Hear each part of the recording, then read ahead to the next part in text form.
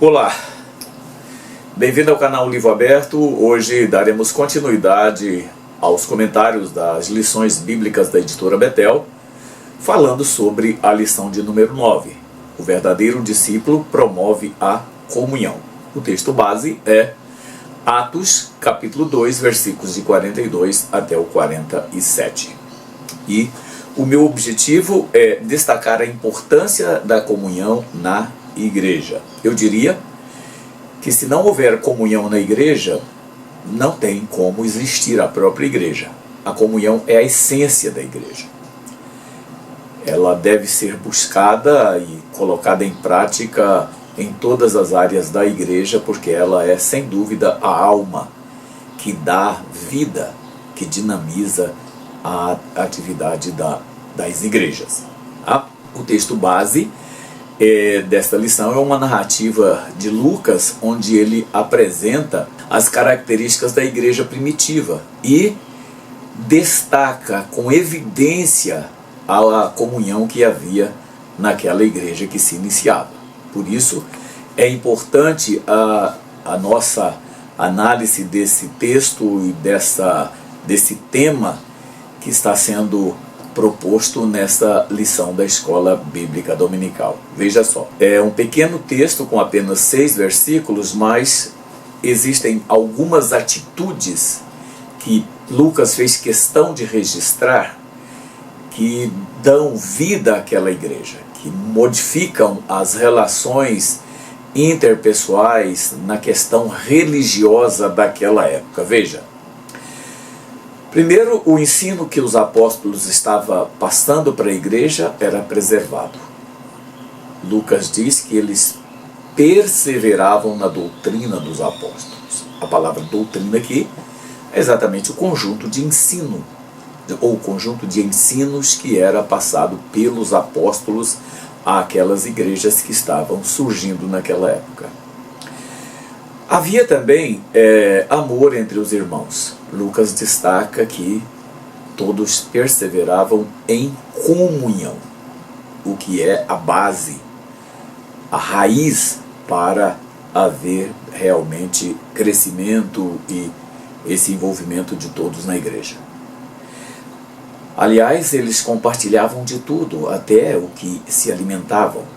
A gente sabe que naquela época a igreja realizava esses encontros que eram chamados de ágapes, nos quais, além de celebração da ceia, também se alimentavam, compartilhavam e produziam um crescimento entre eles nesse tipo de reunião que se chamava ágape. Era uma igreja também que orava. Lucas faz questão de registrar que eles perseveravam na oração. Estavam ali todos os dias orando e era uma igreja que não havia muita divergência.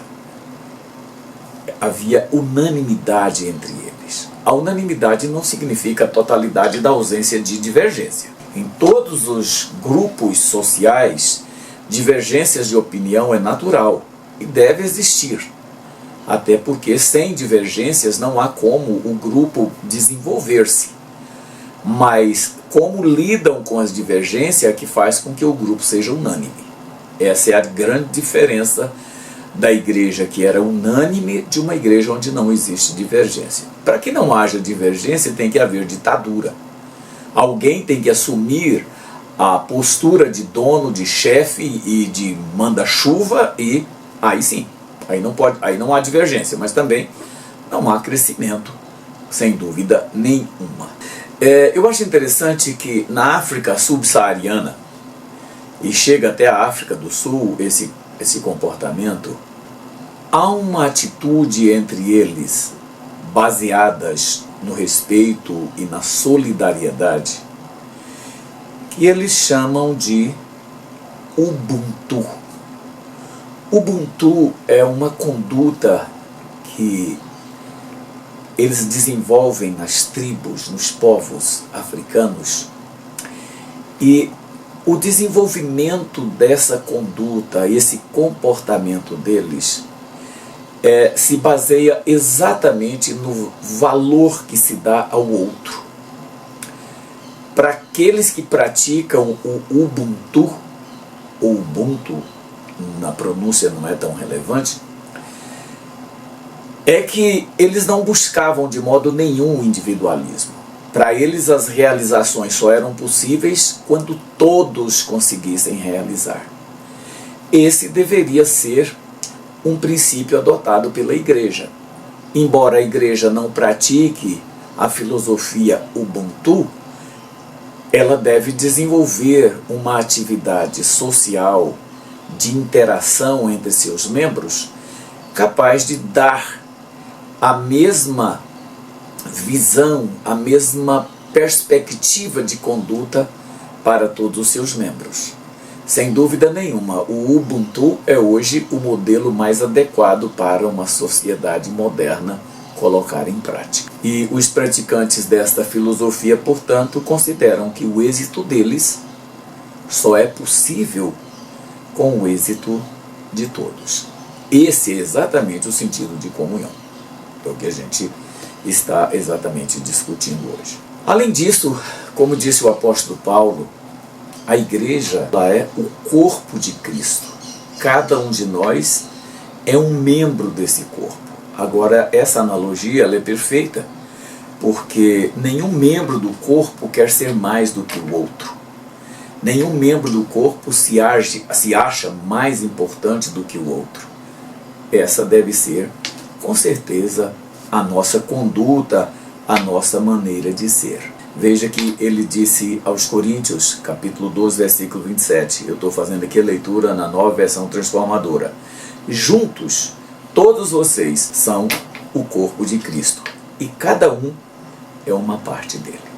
No comentário que eu vou fazer desta lição, eu vou considerar os mesmos tópicos adotados pelo comentarista e, como sempre, fazendo algumas modificações. Mas a ideia é manter a mesma temática que ele discute nos pontos que ele coloca em questão. Agora, o que é que a igreja hoje ela entende por comunhão? Às vezes esse é um tema que, embora recorrente na igreja, não é compreendido exatamente como ele deveria ser compreendido. E mais, nem sempre se desenvolve esse espírito de comunhão na igreja, porque as pessoas exatamente não sabem o que é a comunhão. A resposta mais objetiva para essa pergunta é união, convivência e interação entre os membros de uma comunidade religiosa. Isso é comunhão. Na igreja evangélica, a comunhão é considerada essencial para o fortalecimento da fé e o desenvolvimento espiritual de cada um dos seus membros. O tópico número 1 desta lição trata da importância da comunhão na igreja. E eu quero iniciar esta abordagem falando que a comunhão ela é tão importante, como eu disse no início, que o próprio Jesus se preocupou em orar pela igreja, exatamente para que houvesse comunhão, para que houvesse unidade. Em João capítulo 17, versículo 11, ele afirmou o seguinte: Pai, pelo poder do teu nome, o nome que me deste, guarda-os para que sejam um. Essa é a essência da comunhão, sermos um.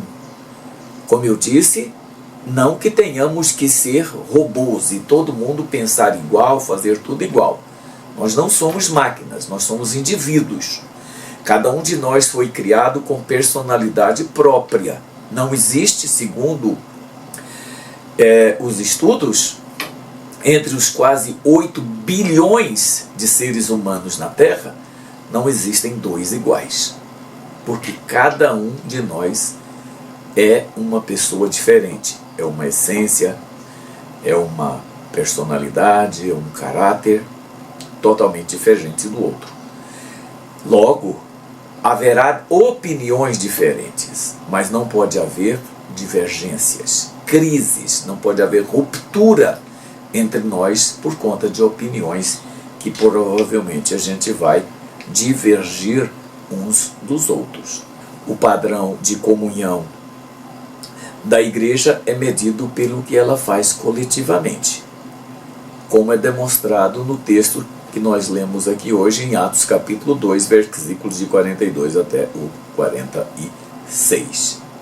Agora, mais importante do que o nosso ativismo na igreja ou na obra de Deus é a nossa convivência com os membros da igreja. Às vezes, a gente acha que fazer muita coisa na igreja vai nos colocar como destaque, e nem sempre isso vai acontecer. Nem sempre. O escritor dos Salmos, no Salmo 133, ele diz: como é bom e agradável que o povo de Deus viva unido, como se todos fossem irmãos. Eu fiz a leitura na Nova Tradução, na linguagem de hoje.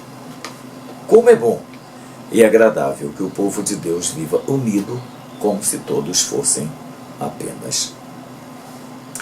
Então esse aspecto da união, ele é relevante. Nós precisamos viver de fato como um corpo, numa unidade, e fazer aquilo que de fato produza o bem-estar do outro.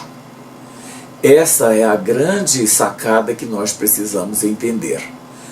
A comunhão consiste em eu ajudar o outro a estar na mesma altura que eu, e eu me esforçar para estar na mesma altura que o outro.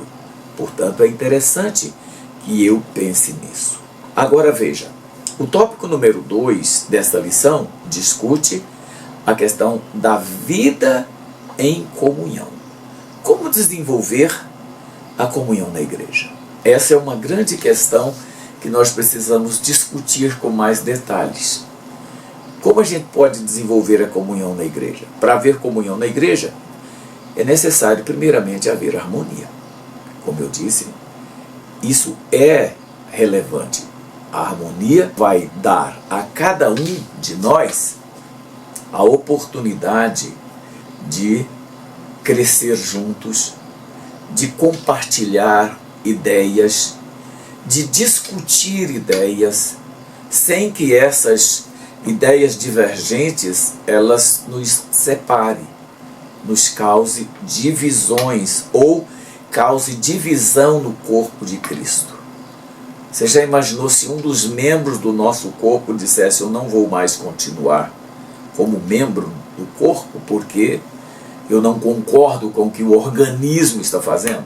Seria uma coisa meio sem lógica, não é verdade? Para haver comunhão na igreja, não pode haver interesses pessoais acima dos interesses coletivos. Essa é uma outra questão que nem sempre a gente trata dela como deveríamos tratar. Paulo disse aos Filipenses, e esse versículo eu tenho sempre citado ele aqui nas lições, e já citei várias vezes nas lições anteriores, Filipenses capítulo 2, versículo 4, que ninguém procure somente os seus próprios interesses, mas também os dos outros. Fiz novamente a leitura na Nova Tradução, na linguagem de hoje, por ser uma versão que facilita o entendimento daquilo que o apóstolo quis nos dizer. E, para haver comunhão entre os irmãos, é necessário congregar. Aqui está uma coisa óbvia, mas que nem sempre as pessoas entendem isso. Por exemplo, os desigrejados, eles acham que podem ser cristãos, eles podem viver o cristianismo sem congregar. Agora, o sectarismo que é promovido por eles é completamente anticristão. Há uma contradição muito grande em você dizer: não, eu sou um cristão, mas eu não tenho igreja para eu congregar. Ora, se você não tem igreja para você congregar, como você pode se declarar um cristão? Se você acha que pode ser um cristão solo, você vai comungar com quem? O que você vai fazer? Como que você vai prestar o seu culto coletivo a Deus? Nós sabemos que existem cultos que só podem ser colocados em prática se for na coletividade. Por exemplo, a celebração da ceia é um culto que não se faz sozinho. Eu posso orar, eu posso jejuar, eu posso estudar a Bíblia, eu posso meditar, eu posso consagrar a minha vida, eu posso fazer várias coisas no meu culto particular, no meu culto pessoal. Agora, eu não posso fazer no meu culto pessoal atividades que demandam a coletividade. Eu não posso, por exemplo, me batizar nas águas. Eu não posso participar da celebração da ceia. Então são coisas que são contraditórias quando os desigrejados afirmam que podem constituir-se também a igreja do Senhor. Na verdade, não são. Eles podem, de alguma forma, prestar algum tipo de adoração, mas a adoração individual, não aquela adoração coletiva que deve ser colocada em prática pela igreja. Atos capítulo 2, versículos que nós acabamos de ler, do 42 até o 46, não vai nunca, ou não vão nunca, se ajustar à conduta daqueles que são sectaristas, daqueles que são desigrejados. Não dá para você fazer isso. Para ver comunhão, precisamos nos envolver uns com os outros. É básico isso, não precisa nem esclarecer. Como que eu posso ter comunhão com alguém, desenvolver uma amizade, se eu não participo de nenhum grupo, se eu não me encontro com as pessoas? Há aqui um desequilíbrio. Então o que é que nós precisamos fazer para que a gente se envolva de fato nos ambientes da igreja onde possa haver comunhão? Primeiro, converse com as pessoas. Se envolva. Não seja aquele que entra calado e sai mudo. Converse, procure conhecer pessoas, procure se envolver com pessoas. Procure crescer junto com o corpo de Cristo, para que você possa também contribuir. Procure ajudar, sempre terá alguma coisa que você pode fazer na igreja. Você pode orar, você pode cantar, você pode ensinar, você pode ajudar a fazer as mais diversas coisas na igreja. Parado é que você não pode ficar. Você tem que se envolver com alguma coisa. Procure também participar dos eventos da igreja. A igreja tem muitas atividades coletivas. Por exemplo, ela tem os cultos dominicais, que são, para nós hoje, a maior reunião que a igreja se realiza. Em geral, na maioria das igrejas, no período da tarde e noite. Mas você tem a escola bíblica dominical em muitas igrejas, embora hoje, lamentavelmente, muitas igrejas estão eliminando a escola bíblica do seu quadro de atividades como se fosse coisa de só menos importância. E é um equívoco muito grande a igreja acabar com a escola bíblica dominical. A escola bíblica dominical é a escola onde todos os membros da igreja podem estudar, reunidos em faixas etárias diferentes, ou numa classe única, se for o caso, mas onde todos têm liberdade de perguntar, de tirar dúvidas, de crescer, de aprender, enfim. Tem as reuniões de oração. É ótimo que a gente participe de reuniões de oração. Tem as reuniões de consagração, que também são um tipo de reunião de oração, mas você pode participar de todas elas. Existem ainda os estudos bíblicos, ou aquilo que na Assembleia de Deus comumente se chama de culto de doutrina, ou culto de ensino. É importante que você participe. Então veja, o culto de domingo à noite, a escola bíblica dominical, cultos de oração, cultos de consagração e estudos bíblicos, enfim, você precisa participar disso. A comunhão na igreja se promove fazendo esse tipo de atividade. Além disso, olha, hoje com a mídia nós temos meios, nós temos recursos de manter grupos integrados, de pessoas se manterem integradas, comunicando umas com as outras, com aquilo que pode contribuir para a comunhão. eu sugiro que evitem nos grupos de WhatsApp a publicação de notícias polêmicas, a publicação de notícias banais, a publicação de brincadeirinhas, piadinhas. Isso não contribui absolutamente com nada. Mas deixa que o grupo cresça e participe com ideias, com conversas, com aquilo que realmente vai edificar todo o grupo. Resolvam problemas de relacionamentos na igreja, com base em princípios bíblicos. Muitas vezes a gente ouve na igreja alguns irmãos dizerem: fulano para mim morreu. Como fulano para mim morreu? Ou, onde fulano for eu não vou. Meu Deus, essa é a maior contradição que um crente pode cometer. Ser cristão é você ter tolerância, é você ser compreensivo, é uma série de coisas que não dá para você simplesmente dizer: eu não, onde ele for eu não vou, onde ela for eu não vou. Para mim fulano morreu? Claro que não. Isso é um absurdo fazer uma coisa dessas. A melhor forma de desenvolver a comunhão plena na igreja, primeiro, seja um bom ouvinte. Nós gostamos muito de falar, de ensinar, mas gostamos pouco de ouvir. Nós precisamos ser melhores ouvintes. Nós precisamos aprender a respeitar a opinião dos outros. Eu disse na lição passada, na lição número 8, que na contradição a gente aprende mais do que naquilo que é natural, naquilo que há uma conformação entre as pessoas. Nós precisamos aprender a respeitar a opinião dos outros. Nós precisamos ser mais solidários, compartilhar mais, ajudar mais, fazer as coisas que contribuam de fato para o crescimento de todos. Além disso, é necessário também ter amor.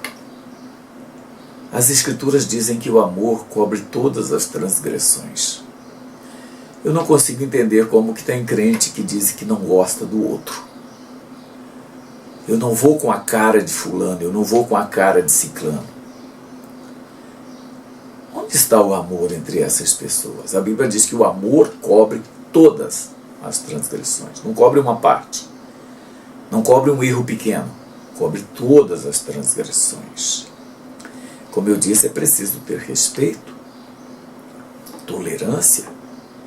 Como nós somos exigentes, irmãos, e intolerantes às vezes. E ter disposição para ouvir e aprender uns com os outros. Irmãos, a coisa melhor que a gente pode fazer é se abrir para o novo, para aquilo que o outro está trazendo para a gente. E não levar em conta que aquilo pode ser uma ofensa, pode ser uma forma de agressão da outra pessoa. Aceite as divergências, aceite as opiniões diferentes, aceite isso. Isso é importante. Isso promove comunhão. Isso promove a integração entre os irmãos na igreja. Isso ajuda muito o crescimento da obra de Deus. Não se esqueça que você faz parte do corpo. Você não é um membro isolado. Você faz parte do corpo. E como parte do corpo, você precisa, de fato, estar congregando, participando, ajudando e sendo ajudado, claro. O tópico número 3 da nossa lição fala sobre os objetivos da comunhão entre os irmãos na igreja. Eu posso dizer que a comunhão entre os irmãos é uma das principais características das igrejas evangélicas. Se nas nossas igrejas não está havendo comunhão de verdade, se não tem amizades sinceras, tem algum problema por trás de tudo isso. A desconfiança não é uma característica da igreja evangélica. Aquele pé atrás, como a gente fala nas relações, não é uma característica da igreja evangélica. Apenas algumas contribuições que a comunhão na igreja pode trazer para o corpo de Cristo. Primeiro, fortalece a união e a amizade entre os membros da igreja. Isso é muito importante. Segundo, possibilita a edificação de todos com o compartilhamento de experiências e de testemunhos. Isso só pode ocorrer num ambiente em que há comunhão. Terceiro, promove ajuda mútua em momentos de dificuldade e necessidade. Se você estiver sozinho, isolado, como é que você vai sobreviver a um ataque? Como você vai se defender de alguma coisa que é muito mais forte do que você? Em conjunto a gente pode se defender. Em conjunto podemos ajudar um ao outro. Quinto, contribui para o engajamento dos irmãos com a missão da igreja. Quais são os projetos da nossa igreja? O que nós pretendemos realizar como corpo de Cristo, como uma instituição que é capaz de contribuir positivamente, primeiro com seus membros e depois com a própria comunidade onde ela está inserida. A igreja primitiva, diz o texto que nós lemos, que todos caíam na graça do povo. A igreja precisa cair na graça do povo, e ela só vai cair na graça do povo quando dentro dela tiver comunhão e todos estiverem de fato envolvidos. 6. Fortalece a liderança da igreja, porque permite aos líderes conhecer quem são os membros da igreja, suas fraquezas, seus limites, suas necessidades. Nós precisamos conhecer uns aos outros, irmãos. Nós somos amigos, aliás, nós não somos nem amigos, nós somos irmãos, mas a gente não sabe o que se passa com o outro. A gente não tem conhecimento, a gente não tem aquele relacionamento fraterno. Nós apenas dizemos que somos irmãos, mas não há um relacionamento fraterno entre nós. 7. É uma forma de glorificar a Deus. Porque a harmonia na igreja é um princípio essencial para a própria existência dela. Quando há comunhão, há harmonia. Quando há harmonia, há comunhão. É uma moeda, são as duas faces de uma mesma moeda. Então nós precisamos desenvolver isso, irmãos, nas nossas igrejas hoje. Além disso, a comunhão ela agrega valores nos relacionamentos, contribuindo para o crescimento e o fortalecimento da igreja. Veja, há um encorajamento. O escritor aos Hebreus, ele disse, olha, não abandonem, como alguns estão fazendo, o costume de assistir às reuniões da igreja. Pelo contrário, diz o escritor, animemo-nos uns aos outros. Esse encorajamento, esse empurrão que a gente recebe para seguir em frente é importante. E ele é conseguido exatamente quando há verdadeira comunhão. Quando estamos sozinhos e isolados, é fácil a gente desanimar com qualquer luta que a gente tem que enfrentar, com qualquer dificuldade que a gente tem que enfrentar. Mas se nós temos alguém do nosso lado que nos ajude, que nos ajuda, se nós temos alguém do nosso lado que compartilha conosco das nossas dificuldades, nós nos encorajamos, nós nos agigantamos para enfrentar crises. E é isso que a gente precisa fazer. Quando temos comunhão com os irmãos, encontramos coragem juntos. E as dificuldades são facilmente superadas. A comunhão na igreja ela promove também o crescimento. Veja o que Paulo disse aos Tessalonicenses. Portanto, animem e ajudem uns aos outros. Sabe, irmãos, onde há ajuda, onde há envolvimento, onde há compartilhamento, onde há interesse de uns para com os outros, as coisas são diferentes. Nós não podemos deixar que alguém fique isolado, fique perdido, Na natureza, a gente sabe que quando um animal destaca e se separa do bando, seja ele qual for, se ele for um animal que geralmente é predado, ele vai ser capturado facilmente. Mas se ele for um predador e se afastar do bando por alguma razão, ele vai ter muita dificuldade de conseguir alimento. E, em geral, tanto um caso como o outro causa a morte daquele indivíduo que se separou. É uma coisa que a gente precisa tomar cuidado. Quando nós vivemos em comunhão, ajudamos um ao outro crescer e mais, a gente atinge até a maturidade. Isso é importante. Além do mais, a comunhão ela nos traz ajuda. Paulo escrevendo aos Gálatas, no capítulo 6, versículo 2, numa versão ele diz assim: levem as cargas uns dos outros. Mas na nova tradução da linguagem de hoje, que eu acho interessante, ela fala assim, simplesmente, ajudem uns aos outros. Amados, há tantas coisas que nós podemos fazer para ajudar os irmãos. Há tanta coisa que a gente pode fazer para melhorar a vida de uma pessoa. Às vezes com algo muito simples. Às vezes até um sorriso anima uma pessoa.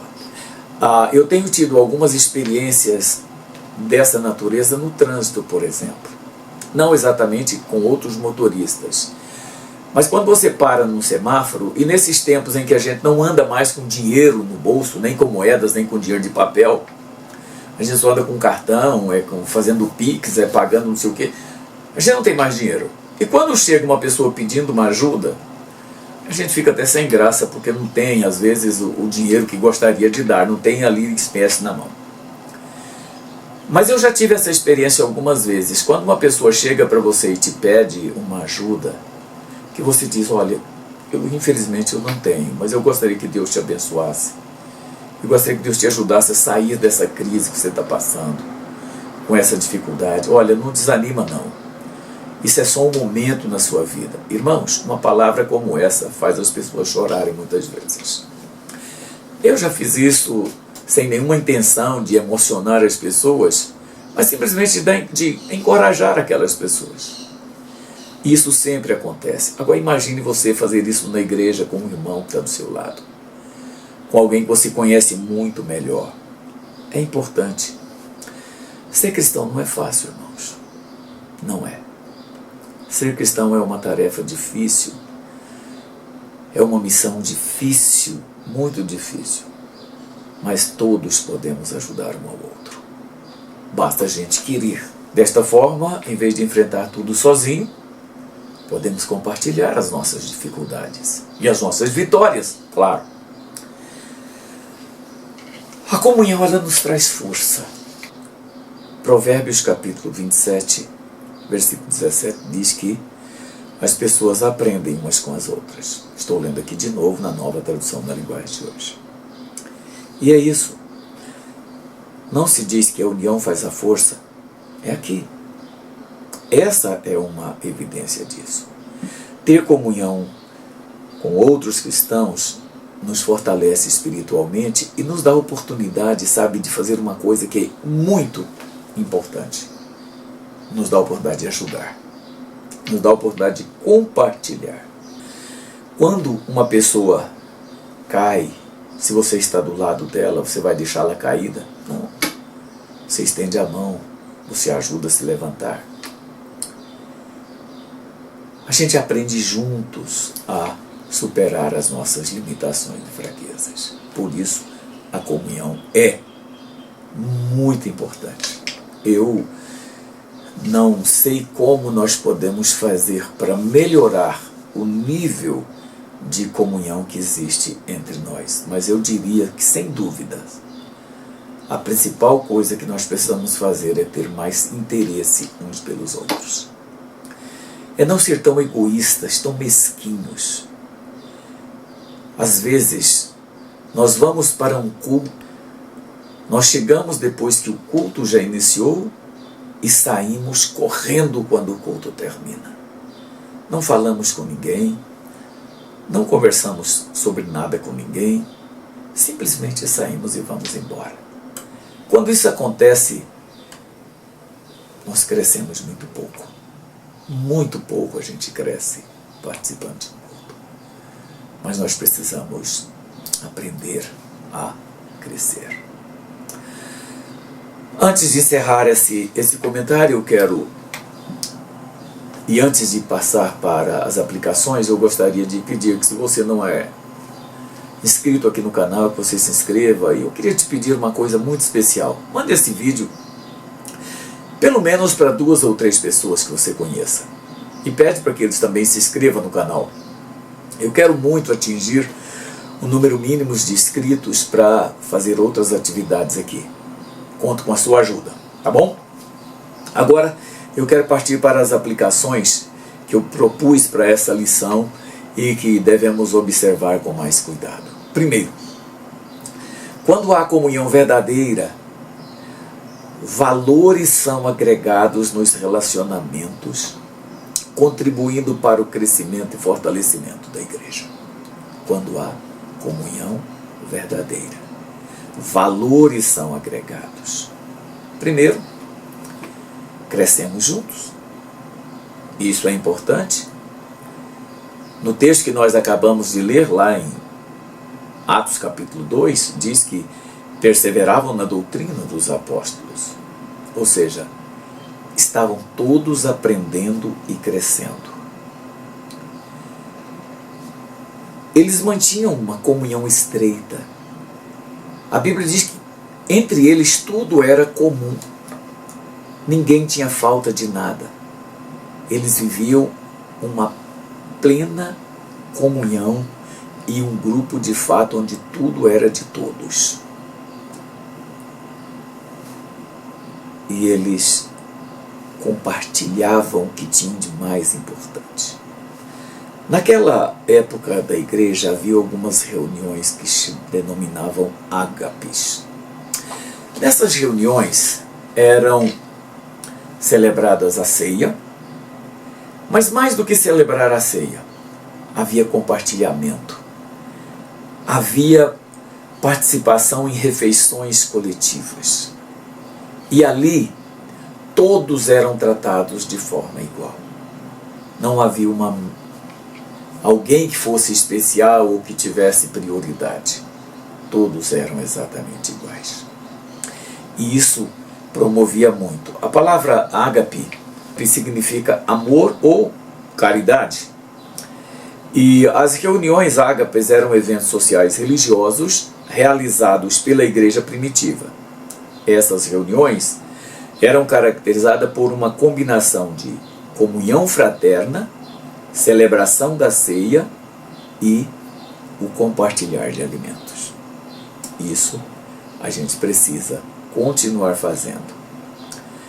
Ela era uma igreja, como eu disse, que mantinha-se em oração. O exercício da oração, ele é absolutamente essencial numa igreja. Eu não sei como nós abolimos os cultos de oração na maioria das nossas igrejas. Infelizmente, nós valorizamos, às vezes, algumas reuniões que não contribuem com quase nada, a não ser para entretenimento, e nos esquecemos da oração, que é aquilo que nos edifica. Nos esquecemos dos estudos bíblicos, que é aquilo que nos edifica. E a comunhão, ela agrega mais entendimento, mais harmonia entre a igreja. Havia na igreja primitiva unanimidade. E é isso que nós precisamos cultivar hoje de forma muito clara. É isso. Eu gostaria muito que a sua próxima lição fosse uma bênção, que seus alunos crescessem e que você começasse a desenvolver dentro da sua classe esse espírito de comunhão que deve haver em toda a igreja. Que Deus te abençoe.